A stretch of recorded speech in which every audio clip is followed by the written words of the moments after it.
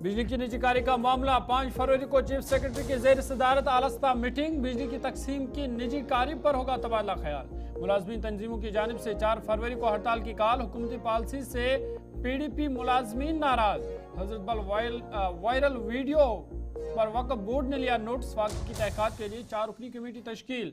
श्रीनगर का मुर्ग फरोश गिरफ्तार। गाहकों से जायद कीमत वसूल करने का इल्जाम। नवगाम बाणीपुरा में आग की होलनाक वारदात। ज्वाइनरी मिल आग की जद में हुई खाकस्तर।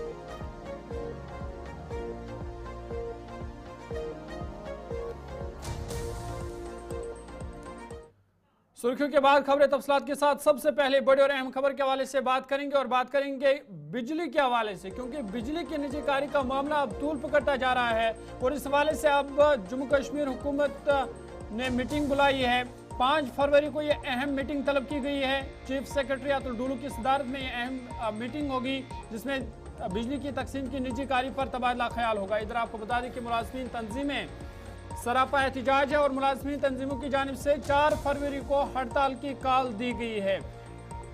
PDD के मुलाजमीन लगातार इस पॉलिसी के खिलाफ अपनी नाराजगी का इजहार कर रहे हैं और इस मामले को लेकर अब उन्होंने हड़ताल की कॉल दी है। 4 फरवरी को यह हड़ताल की कॉल दी गई है। आपको बता दें कि जम्मू कश्मीर हुकूमत ने पावर डेवलपमेंट डिपार्टमेंट के जरिए 5 फरवरी 2025 को शाम 4 बजे एक आलास्ता मीटिंग मुकर्रर करने का फैसला किया है और आपको बता दें कि सिविल सेक्रेटरी जम्मू में ये इजलास होगा, जिसकी सदारत चीफ सेक्रेटरी अतुल डुलू करेंगे। और इस अहम मीटिंग में पावर सेक्टर के अहम इस्लाहात और ख़ास तौर पर बिजली की तकसीम की निजीकारी का जो मामला है, इस पर ख़ास बातचीत की जाएगी, तबादला ख्याल होगा। इधर आपको बता दें कि निजीकारी के मनसूबे को लेकर जो PDD के मुलाजमीन हैं, मुख्तलिफ तंजीमों ने इस हवाले से एहतिजाज की कॉल दी है और 4 फरवरी को रियासत गिर एहतिजाज की कॉल PDD मुलाजमीन की जानिब से दी गई है। वो उन्होंने कहा कि वो सड़कों पर निकलेंगे और लगातार वो इस पर तशवीश का इजहार कर रहे हैं। जो निजीकारी का मामला है उस पर वो लगातार हुकूमत से नाराज़ है। और आपको बता दें कि ये जो इंतज़ामिया की जानिब से मीटिंग बुलाई है 5 फरवरी को, इसमें बिजली के हवाले से और भी मुख्तलिफ मामलात हैं जिन पर तबादला ख्याल होगा। लेकिन जो ख़ास बात है वो निजीकारी को लेकर है और जो निजीकारी का मामला चल रहा है इस पर बातचीत होगी और शायद हतमी फैसला हो सकता है। इस पर मजीद बातचीत करेंगे। सीधा श्रीनगर आपको ले चलेंगे। गुलिस्तान न्यूज़ नुमाइंदा इमरान नाइक को हमारे साथ है। इमरान, बहुत शुक्रिया ज्वाइन करने के लिए। अपडेट कीजिएगा, ये जो निजीकारी का मामला है अब तूल पकड़ता जा रहा है। एक तरफ से हुकूमत इस पर अब तबादला ख्याल करने जा रही है, 5 फरवरी को मीटिंग बुलाई गई है, लेकिन इधर मुलाजमीन भी सरापा एहतिजाज है। क्या कुछ ये पूरा मामला है? देखिए ज़हूर, ये जम्मू कश्मीर गवर्नमेंट के पावर डेवलपमेंट डिपार्टमेंट की जानिब से एक हुक्मनामा जारी किया गया है, जिसमें तकरीबन 15 अलग अलग जो ऑफिसर्स है, हाई लेवल ऑफिशियल्स है, उनको बताया गया है कि वो 5 तारीख को जम्मू के सिविल सेक्रेटरीट में शाम 4 बजे मीटिंग में शिरकत करें। और इस मीटिंग की जो क़यादत है वो जम्मू कश्मीर के चीफ सेक्रेटरी अटल डलू करेंगे। और ये मीटिंग जम्मू कश्मीर के पावर सेक्टर को लेके होगी और जम्मू कश्मीर में पावर सेक्टर के की रिफॉर्म्स के हवाले से एड्रेस किया जाएगा। हाइडल पावर प्रोजेक्ट्स की जो इम्प्लीमेंटेशन है उसका स्टेटस जाना जाएगा। इसके अलावा RDDS का स्टेटस जाना जाएगा। और तकरीबन ये 6 नुकात है पावर सेक्टर्स के जो इस सरकारी हुक्मनामे में बताए गए हैं, जो ये ऑफिशियल कम्युनिकेशन मंजर आम पे आई है। और इसमें एक पॉइंट है कि प्राइवेटाइजेशन ऑफ पावर डिस्ट्रीब्यूशन। और हालांकि ये सरकार की ये जो मीटिंग है ये सिर्फ इस्लाहात पर तबादला ख्याल होगा और इसका स्टेटस जाना जाएगा, लेकिन जहां तक प्राइवेटाइजेशन ऑफ पावर सेक्टर का ताल्लुक है, डिस्ट्रीब्यूशन का ताल्लुक है, इस हवाले से जो ही ये सरकार की तरफ से हुक्मनामा जारी किया गया दीगर अफसरान को, जिसमें commissioner secretary power development department, director finance और इसके अलावा managing director KPDCL, managing director Jammu JKPDCL और दीगर जो अफसरान हैं, जिस तरह मैंने कहा कि तकरीबन 15 ऐसे अलग अलग हेड्स हैं जिनको इस मीटिंग में शिरकत के लिए डायरेक्शंस पास की गई है। और इस ऑर्डर के इशू होने के बाद ही मीटिंग से कबल ही जो पावर एम्प्लॉयज एसोसिएशन है उनकी तरफ से एहतजाज की कॉल दी गई है और उन्होंने एक स्टेटमेंट भी इशू किया है उन्होंने खदशा जाहिर किए हैं कि अगर सरकार ने कोई ऐसा फैसला लिया, कुछ ऐसे इकदाम उठाए कि जम्मू कश्मीर में पावर डिस्ट्रीब्यूशन को प्राइवेटाइज किया गया, तो कई सारे हजारों की तादाद में जो मुलाजमीन है वो उनका फ्यूचर जो है वो ख़त्म हो जाएगा, वो डार्क हो सकता है। और साथ साथ उन्होंने इस इकदाम के हवाले से ना सिर्फ खदशात जाहिर किए हैं, इसे कंडम किया है, बल्कि उन्होंने 4 तारीख को एहतजाज की कॉल भी दी है। और इस हवाले से मुलाजमीन की जो अंजुमन है, जो एसोसिएशन है पावर एम्प्लॉयज एसोसिएशन, उन्होंने स्टेट वाइज यानी कि पूरी यूटी में हमागीर एहतजाज की कॉल दी है और तमाम एम्प्लॉयज को उस दिन जो है एहतजाज में शिरकत की अपील की है। चूँकि हम जानते हैं कि पावर जो डेवलपमेंट डिपार्टमेंट है इसके खुद उमर अब्दुल्ला जो कि चीफ मिनिस्टर वो इसको हेड करते हैं। और अब ये देखना होगा कि मीटिंग से कबल ही जो यहाँ पे खदशात भी जाहिर किए गए हैं, एहतजाज की कॉल भी दी गई है और एप्रीहेंशन जिस तरह से सामने आया है, अब ये देखना होगा कि सरकारी सतह पर इसकी वजाहत किस हद तक और किस तरह से की जाएगी। लेकिन फिलहाल जिस तरह से मैंने कहा कि ये तकरीबन 6 नुकात है पावर सेक्टर को लेके, जिसमें चीफ सेक्रेटरी का कि इस कम्युनिकेशन सरकार की इस कम्युनिकेशन में कहा गया है कि रिफॉर्म्स पर बात होगी, अलग अलग जो पॉइंट्स है और इनमें एक प्राइवेटाइजेशन भी है। लेकिन याद होगा आपको कि ये जो प्राइवेटाइजेशन का मामला है ये आज नया है, इस पर काफी टाइम से जम्मू कश्मीर की सरकार जो है गौर खोज करती थी और इससे पहले भी पावर डेवलपमेंट डिपार्टमेंट के जो एम्प्लॉयज हैं उन्होंने एहतजाज किया था। बिल्कुल इमरान, ये जो 5 फरवरी को मीटिंग बुलाई गई है और प्राइवेटाइजेशन का मामला जो है वो भी इसमें रखा गया कि उस पर तबादला ख्याल होगा, बातचीत होगी। तो अगर ये मामला इस पर कोई हतमी फैसला हो सकता है प्राइवेटाइजेशन के को लेकर, तो जो मुलाजमीन के खदशात है उसको किस तरह से हुकूमत जो है वो हल करेगी उनके खदशात को? देखिए ये एक बहुत बड़ा चैलेंज होगा उमर अब्दुल्ला की नेशनल कॉन्फ्रेंस वाली सरकार के लिए, क्योंकि ये जो प्राइवेटाइजेशन का मामला है ये काफ़ी टाइम से सरकार की नज़रों में है, इस पे गौर खोज किया जा रहा था। लेकिन ये जो 10 साल के बाद ये इलेक्शन हुए और 6 साल के बाद ये अवामी हुकूमत बनी, लेकिन इस दौरान जहां हम देख रहे थे कि डायरेक्टर सेंटर का रूल होना या फिर लेफ्टिनेंट गवर्नर के जरिए निज़ाम या सिस्टम यहाँ पे चलाना, तो उस दौरान भी ये जो प्रपोजल है ये पास नहीं हो पाया। लेकिन अब जिस तरह से उमर अब्दुल्ला की इस नेशनल कॉन्फ्रेंस वाली सरकार ने, जिसके हेड खुद उमर अब्दुल्ला करते हैं पावर डेवलपमेंट डिपार्टमेंट के, तो अब ये जो मीटिंग बुलाई गई है रिफॉर्म्स का स्टेटस जानने के लिए ओवरऑल डिपार्टमेंट का, लेकिन अगर जिस तरह से आपने कहा कि इसको प्राइवेटाइज किया जाता है डिस्ट्रीब्यूशन को, तो पहले ये देखना है कि ये कितने सरकारी मुलाजमीन है इस सेक्टर के साथ जिनका जो मुस्तकबिल है, जिस तरह से उन्होंने भी कहा, जिनका जो फ्यूचर है वो दाव पर होगा। और एक बहुत बड़ी पब्लिक रिजेंटमेंट भी होगी और यकीनी तौर पर जो आम लोग हैं वो भी शायद इस सरकारी फैसले से नालाम भी होंगे और नाराज भी होंगे। लेकिन अभी सारा कुछ कहना कबल अज़ वक्त है, क्योंकि 5 फरवरी के मीटिंग के बाद ही वाज़ा होगा। बहुत बहुत शुक्रिया तफसीलात फराहम करने के लिए। इमरान नाइकू श्रीनगर से तफसीलात फराहम कर रही थी और बता रही थी कि जम्मू कश्मीर में अब प्राइवेटाइजेशन का मामला जो है वो अब तूल पकड़ता जा रहा है और इस हवाले से अब अहम मीटिंग 5 फरवरी को होगी। चीफ सेक्रेटरी खुद उस मीटिंग की सदारत करेंगे और इस मामले पर तबादला ख्याल होगा। लेकिन इधर आपको बता दें कि मुलाजमीन लगातार इस फैसले के खिलाफ है और उन्होंने एक दिन पहले ही यानी 4 फरवरी को ही रियासतगीर हड़ताल जो है उसकी कॉल दी है। आगे बढ़ते हैं और एक बड़ी खबर आपके सामने रखते हैं और आपको बता दें कि श्रीनगर पुलिस की जानिब से एक कार्रवाई की गई है और ये कार्रवाई मुर्ग फरोश के खिलाफ हुई है। बताया जा रहा है कि ये मुर्ग फरोश जो है ग्राहकों से जायद कीमत वसूल कर रहा था और इनके कब्जे से तमाम जो तराजू उसमें भी नापतोल में भी ये गड़बड़ कर रहा था और इसको लेकर अब जब पुलिस ने कार्रवाई की, जांच की, तो इनके कब्जे से तराजू भी जब्त कर लिए गए हैं। आपको बता दें कि श्रीनगर पुलिस ने नवहटा चौक में एक मुर्ग फरोश के खिलाफ कार्रवाई की। मुर्ग फरोश ग्राहकों से जायद कीमत वसूल कर रहा था और गलत तराजू का भी इस्तेमाल करके वो कहीं ना कहीं ग्राहकों को धोखा दे रहा था। तमाम अवामी शिकायत पर पुलिस की इब्तिदाई तस्दीक में इल्ज़ाम दुरुस्त पाए गए हैं, जिसके नतीजे में पुलिस स्टेशन नवहटा में केस दर्ज किया गया और मुलजिम एजाज अहमद हकीम साकिन नवहटा को गिरफ्तार भी कर लिया गया है, जबकि उसके कब्जे से मौजूद तमाम तराजू जब्त भी कर लिए गए हैं। और इस वाले से पुलिस ने उसे गिरफ्तार करके अब मज़ीद तहकीकात शुरू कर दी है।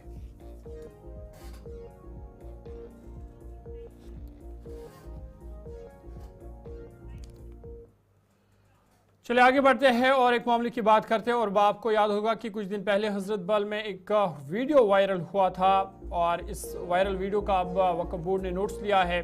तहकीकात के लिए 4 रुकनी कमेटी तश्कील दी गई है और 10 दिनों का वक्त दिया गया है कमेटी को कि 10 दिनों के अंदर अंदर वो रिपोर्ट पेश करे। आपको बता दें कि हजरत बल में कुछ दिन पहले वीडियो वायरल हुआ था जहां पर खाने के तेल में एक मुर्दा चूहा पाया गया था और जिसको लेकर अवाम में भी काफ़ी गुस्सा देखा गया और कहीं ना कहीं इंतज़ामिया पर भी सवालात उठाए गए। और अब वक्फ बोर्ड इंतज़ामिया ने इसका नोटिस लिया है और इस हवाले से कमेटी भी तश्कील दी गई है। 4 रुकनी कमेटी इसके लिए तश्कील दी गई है जो इस मामले की तहकीकात करेगी। जम्मू कश्मीर वक्फ बोर्ड के चेयरपर्सन डॉक्टर जरक शाह इंद्राबी की हिदायत पर वक्फ हुकाम ने दरगाह छपरी मार्केट में जहाँ पे ये मामला पेश आया था और वहाँ के मसाइल और जो खूबसूरती के लिए एक कमेटी तश्कील देने का हुक्म दिया गया है ताकि इस मामले की जांच पड़ताल की जाए और इस जगह को मज़ीद खूबसूरत बनाया जाए।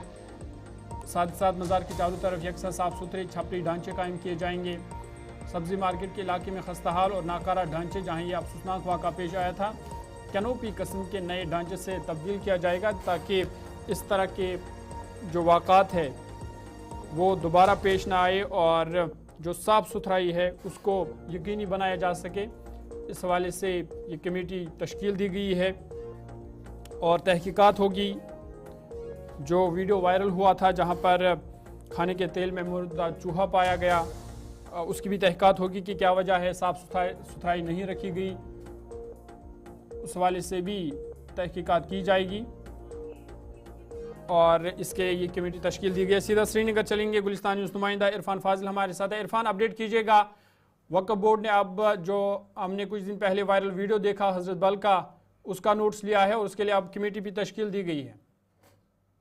देखिए, अफसोसनाक वाक़ा है। सबसे पहली बात अगर हम देखें तो खास तौर पर इस तरह के वाक़ात और इन बड़े दिनों पर होना ये सबसे बड़ी अफसोसनाक वाक़ा ही मैं कह सकता हूँ। और दूसरी जानिब अगर देखा जाए तो खाने पीने के हवाले से जो बड़े बाग बुलंद दावे करती रहती है, जी हाँ, चाहे वो फूड महकमा हो या साफ सफाई के मामलात को लेकर अगर मैं SMC को लेकर बात करूँ, उनके ऊपर ये बहुत बड़ा सवाल निशान खड़ा होता है। देखिए, अब अगर तश्कील कमेटी दी गई है, इस पर जांच पड़ताल होगी, मगर जो होना था वो हो गया। यानी आप देख लीजिए किस तरीके से अब इन बड़े दिनों पर भी ऐसे वाक़ात पेश होने लगे हैं। ऐसा क्यों नहीं होता है कि सबसे पहले अगर जबकि आप इस तरह के इंतजामात वगैरह बड़े बड़े दावे बुलंदबाग दावे करते हैं एडमिनिस्ट्रेशन के एंड से, क्या कोई टीम होती है जो बाज़ाब्ता तौर पर पहले वहां पे जाके तेल को चेक करे, खाने पीने की चीजों को चेक करे, या खास तौर पर जो ये कैनोपीज लगा के वहां जो वेंडर्स बैठते हैं, जो ये जी हाँ पकोड़े वगैरह जो बेचते हैं, क्या इन पर कभी खास तौर पर कोई गाजगिरी है? ऐसा बिल्कुल भी नहीं हुआ है, जबकि उसी वक्त ये नींद खुल जाती है जब इस तरह के वाक़ात पेश आते हैं। अब जैसे कि वक्त ने जिस तरीके से एक कमेटी तश्कील दी है और खास तौर पर मैं आपको बताना चाहूंगा, जो ही ये मामला जी हाँ पुलिस के नजर में आया तो फटाफट उसके बाद ही इस जी हाँ वाक़ा को जायजा लेने के लिए वहां पुलिस पहुंची है और उसके साथ साथ उन्होंने FIR भी लॉन्च कर दिया गया है, इसमें FIR भी दर्ज कर दी गई है। मगर अब वक्त की जानिब जो इंपॉर्टेंट स्टेप्स लिए जा रहे हैं, कमेटी बिठाई है, वो जांच पड़ताल करेगी और कैनोपीज के साथ साथ साफ सफाई के मामलात होंगे, सैनिटाइजेशन के मामलात होंगे। ज़हूर साहब, मैं यहाँ पर एक ही बात कहना चाहूंगा, आंख तभी खुलती है जब ये वाक़ा पेश आता है, जब इस तरह के मामलात पेश आते हैं, तब तक ये लोग सोए होते हैं। चाहे वो कोई भी बड़े दिन का त्योहार हो या कुछ भी हो, आप देखिए उसी वक्त टीम निकलेगी और जी हाँ चेकिंग पे रखेगी। आपने देखा नहीं होगा कि कई सारे मामलात इस तरह के और भी पेश आए हैं।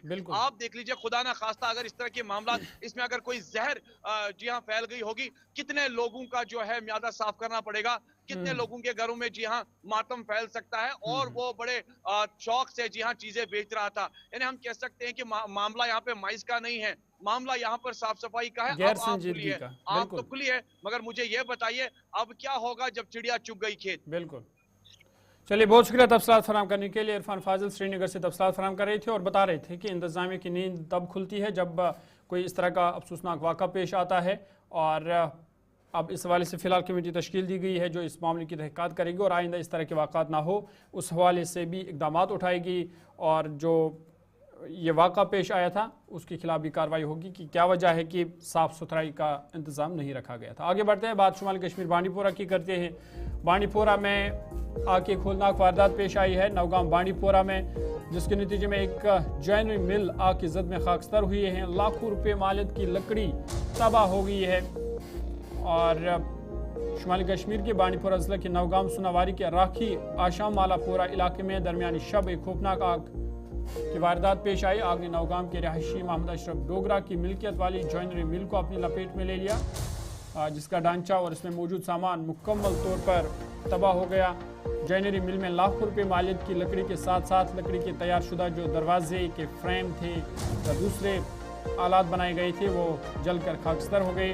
वर्कशॉप के अंदर मौजूद तमाम मशीनरी भी तबाह हो गई है, जिसके नतीजे में जो इस मिल का मालिक था उसको काफ़ी माली नुकसान पहुँचा है। सुंबल फायर स्टेशन के फायर टेंडरों ने मकामी रहायशियों के साथ मिलकर जाए वक़ू पर पहुंचकर आग पर अगरचे काबू पा लिया, ताहम जो मुल्हिका इमलाक था वो खाकस्तर हुआ है। उनकी कोशिशों के बावजूद वर्कशॉप मुकम्मल तौर पर तबाह हो गया। आग लगने की वजह अभी तक मालूम नहीं हो सकी है, ताहम सोनावारी के रहने वाले लोगों ने हुकूमत से अपील की है कि इलाके में fire and emergency service unit कायम किया जाए ताकि इस तरह के वाक़ात अगर पेश आते हैं तो जल्द से उन पर काबू पाया जाए और नुकसान को बचाया जा सके। उन्होंने मकामी सहूलियत की ज़रूरत पर जोर दिया। सुंबल फायर स्टेशन की तरफ से ताख़ीर से आने वाले पर ये मामला उजागर हुआ और उन्होंने कहा कि अक्सर नौगाम तक पहुँचने में अक्सर कई घंटे लग जाते हैं। मकामी लोगों ने अब ताख़ीर से अक्सर नाकाफ़ी तलाफ़ी नुकसान होता है और उन्होंने अब इंतज़ामिया से अपील किया है कि नौगाम सोनावारी में fire and emergency service unit कायम किया जाए ताकि मुस्तक़बिल में इस तरह की तबाहकुन नुकसानात को रोका जा सके।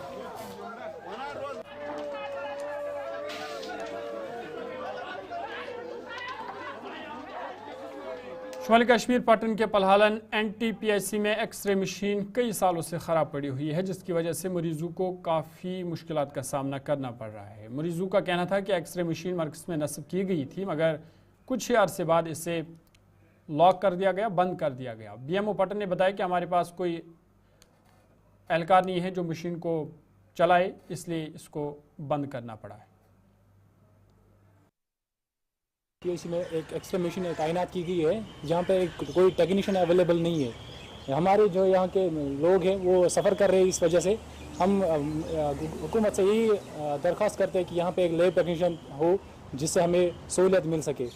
हमें बहुत तकलीफ़ हो रही है यहाँ आने के लिए, यहाँ पे एक्सरे के टेक्नीशियन है ही नहीं। इस वजह से हम गवर्नमेंट से यही अपील कर रहे हैं कि हमें यहाँ एक टेक्नीशियन ज़रूर होना चाहिए ताकि हम सफ़र ना कर सकें। मशीन में पैसे लगाए गए हैं क्योंकि ये डिसफंक्शनल है, अभी ये फंक्शनल नहीं है, तो ये पैसे ख़राब हो रहे हैं, ये किसी काम के है ही नहीं है। अब सर जब यहाँ की यूज़ ही नहीं हो रही है, इसी वजह से हम गवर्नमेंट से ये अपील कर रहे हैं कि यहाँ पे एक टेक्नीशियन ज़रूर होना चाहिए तो जिससे हमें फ़ायदा मिल सके। सर ये फ़ायदा जब फ़ायदा नहीं मिल रहा है, यूज़ में ही नहीं है, तो ये नुकसानदेही है ना सर, जिस वजह से मतलब लोग सफ़र कर रहे हैं। हमें ये नज़दीकी इस यहाँ पे मिल रही थी ये सर्विस, अब ये भी नहीं है यहाँ पे, तो हम सफ़र ही कर रहे हैं ना, तो ये ज़ाया हो गया पैसा। हम यही अपील कर रहे हैं अगर हमें इस चीज़ के लिए यहाँ पे टेक्नीशियन आ जाए तो हम इस चीज़ से मतलब फ़ायदामंद हो सकते हैं ना सर। महकमा हेल्थ की जानिब से जहाँ पर हम कहते हैं कि हर एक फैसिलिटी दी जाती है, वहीं पे NTPIC पलहालन में भी फैसिलिटीज़ दी गई थी और एक्सरे इंस्टॉल किया गया था। कहा गया था कि अब मरीजों को दूर दराज इलाकों की जाने की जरूरत नहीं है, बल्कि अब एक्सरे फैसिलिटी NTPIC पलहालन में भी रहेगी और बाज़ाब्ता तौर यहाँ पे मशीन इंस्टॉल की गई, उस पर लाखों रुपए खर्च किए गए और कुछ देर तक तो मशीन चली और जो मरीज यहाँ पे आते थे उनका बाज़ाब्ता तौर पे एक्सरे होता था, मगर उसके बाद इसको बंद किया गया और आज तक इस पे अब ताला लगा है। मरीजों का कहना है और जो कंसर्न अथॉरिटीज है उनका कहना है कि यहाँ पे अब एक्सरे नहीं होता है। साथ साथ में अगर हम अब मशीनरी की बात करें, वो आहिस्ता आहिस्ता अब खराब होती जा रही है क्योंकि बहुत टाइम से ये मशीन अब ऑपरेट नहीं हो पा रही है। जो ही इस सिलसिले में कंसर्न BMO के साथ मैंने बात की तो उन्होंने कहा कि मेरे पास चलाने वाला इसके लिए कोई नहीं है। यहाँ पे मैं हेल्थ डिपार्टमेंट से सवाल करना चाहता हूं कि अगर आपके पास चलाने वाला कोई नहीं है तो मशीन इंस्टॉल क्यों कराई गई थी? क्या हम ये माने कि ये खाली यही सूरत हाल गवर्नमेंट मेडिकल कॉलेज हंदवारा के एसोसिएट डिस्ट्रिक्ट अस्पताल की है, जहां पर सीटी स्कैन मशीन 2 हफ्तों से खराब है, जिसके बायस मरीज प्राइवेट क्लिनिक जाने पर मजबूर हो गए हैं। मकामी अफराद ने हुकाम पर मशीन की मरम्मत में नाकामी का इल्ज़ाम लगाया है और मुतालबा किया है कि इसे फौरी तौर पर मरम्मत या मुतबादल मशीन फराम की जाए ताकि मरीजों को मुश्किलात का सामना न करना पड़े। पहले की तरह मैं आज भी यही बात बड़े अल्फाजों से कहना चाहूँगा, अगर हुकाम तक हमारी बात पहुँच रही है, हमारा जो हेल्थ सेक्टर ये लगातार बीमार रहता है, तो बात रही हमारे जीएमसी हंदवारा की, ये लगातार सुर्खी में बना रहता है, क्योंकि या तो कभी ये वहाँ पे एक्सरे मशीन डिफेक्ट होती है या कहीं वहाँ पे सीटी स्कैन डिफेक्ट होती है। आज का जो मसला है जीएमसी हंदवारा में एक बड़ा इदारा है हंदवारा में, तो वहाँ का ये जो सीटी स्कैन मशीन है वो डिफेक्ट है, तो सफ़र कर रहे हैं यहाँ की गरीब आवाम। क्योंकि अगर हंदवारा की हम बात करेंगे, फार फ्लंग एरिया है, यहाँ पे लोग बहुत ज़्यादा गरीब है। अगर यहाँ पे हमारे पास जीएमसी है, लेकिन पता नहीं, ये बात हम समझने से कासिर है, हर 15 दिनों के बाद कोई ना कोई वहाँ पे मशीन हमारी वहाँ पे ख़राब हो जाती है। कभी एक्सरे मशीन, कभी ये सीटी स्कैन ख़राब हो जाता है। हुकाम को चाहिए कि इस पे ये जो हमारा हेल्थ सेक्टर है इसको ज़हर गौर लाया जाए, इस पे ये ना काम किया जाए। नाम चढ़ाने से ही जीएमसी काफ़ी नहीं है। अब जीएमसी में जितनी फैसिलिटीज़ होनी चाहिए उनको आप अप टू डेट रख दीजिए। अगर मिनिमम फैसिलिटीज़ आपके पास अवेलेबल है तो सीटी स्कैन की अगर बात करेंगे, जब हमारा हंदवारा हॉस्पिटल डिस्ट्रिक्ट हॉस्पिटल था तब हमारे पास सीटी स्कैन मशीन थी, लेकिन फ़ायदा क्या है ऐसी मशीन रखने का, ऐसी मशीनरी का, ऐसा पैसा खर्च करने का जो लोगों के लिए फ़ायदेमंद साबित ना हो। यहाँ से लोगों को श्रीनगर जाना पड़ता है या बारामूला जाना पड़ता है सीटी स्कैन के लिए। और सीटी स्कैन ये जो इमरजेंसी जो क्रिटिकल पेशेंट्स होते हैं उनको करना पड़ता है।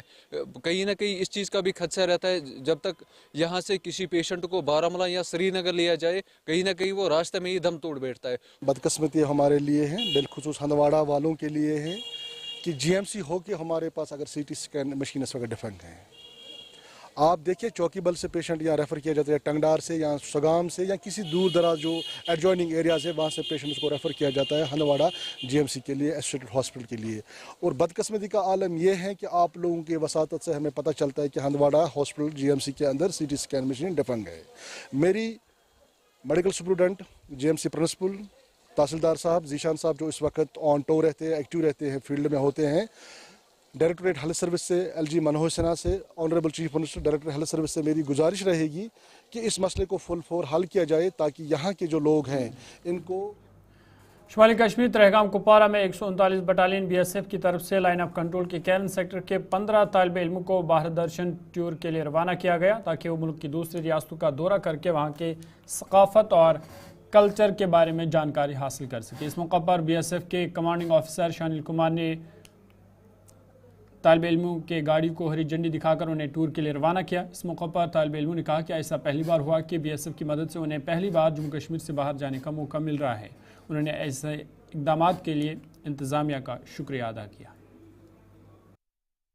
मेरा नाम यासिर रफ़ात खान है, मैं टीचर हूं गवर्नमेंट हाई सेकेंडरी स्कूल केरन। और आप पीछे जो देख रहे हैं बच्चे हाई सेकेंडरी स्कूल केरन से और हाई स्कूल मंडियन से हैं, तो हम सारे जो हैं वो केरन वैली से बिलोंग करते हैं, डिस्ट्रिक्ट कुपवारा से।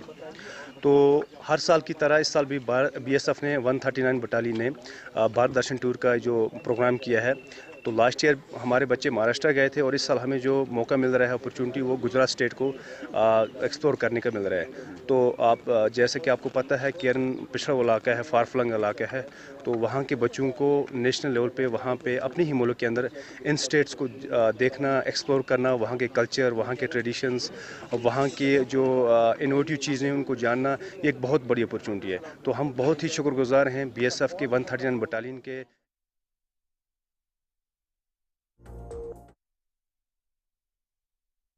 से लेकर सब ने, तो हम बहुत ही शुक्रगुजार हैं और हम उम्मीद करते हैं कि हर साल जैसे इस साल है, हर साल आइंदा आने वाले फ्यूचर में भी हम होप करते हैं कि इस तरह से केरन से बच्चों को वहाँ पे लिया जाएगा बाहर, ताकि बच्चे वहाँ पे अपने ही मुल्क के अंदर कल्चर को, ट्रेडिशंस को, अपने मुल्क की डेवलपमेंट को देख सकें और एक्सप्लोर कर सकें, दूसरे बच्चों तक पहुँचा सकें। और इस तरह से इनका जो एक्सपोजर है वो एक्सपोजर लेवल भी अप हो सकेगा। और नाम सोहेल अहमद खान, मैं केरन सेक्टर से बिलोंग, और मैं चाहता हूं कि जो हमारे भाई है और भी भाई, उनको भी होना चाहिए ये टूर। तो जो ये हम जाएंगे तो हम बाहर से कुछ चीज़ें देख के आएंगे तो हमें इंस्पायरेशन मिलती है। तो मैं चाहता हूँ जो हमारे और भाई हैं, जो पीछे छोटे भाई हैं, उनको भी मौका मिलना चाहिए, जो गरीब बच्चे हैं उनको भी मौका मिलना चाहिए कि ज़िंदगी में एक बार बाहर घूमने का और अपने देश को देखने का। मैं बहुत खुश हूँ 139 बटालियन का, मैं तहे दिल से शुक्रिया करता हूँ। चलिए अभी तक ये ताज़ा उर्दू खबरनामे में फिलहाल मेरे साथ इतना ही। अपने मेज़बान ज़ुहूर लाइव को इजाज़त दीजिए। मज़ीद खबर और अपडेट्स के लिए आप देखते रहिए गुलिस्तान।